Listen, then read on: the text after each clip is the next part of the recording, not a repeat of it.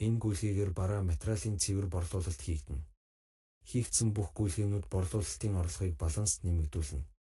Бараа материал борлуулалт дебет данс болон харилцагч сонгоно. Харилцагч бүртгэлгүй бол нэмэх дарж шинээр харилцагчаа бүртгэж хадгалж сонгох боломжтой. Баримтын дугаар бичнэ. Барааны тасагт зарлах хийх дансаа сонгоно. Зарлах хийх бараагаа сонгож тоо хэмжээ бичнэ. Зарах үн бүртгэлтэй бол үн ноттэй хэсэгт гарч ирнэ.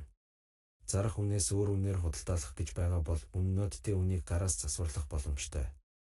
Шинэ мөр үүсгэж дараагийн бараануудыг бичиж болно. Тухайн падан дээр бичигдсэн нэг бараа устгахыг хүсвэл устгах мөр дээр очиж keyboard-ны delete дарна. Паданыг бүхэлд нь устгах бол падан устгах дарснаар устж өмнөх падан гарч ирнэ. Хэвлэх дарж баримтаа хэвлэнэ.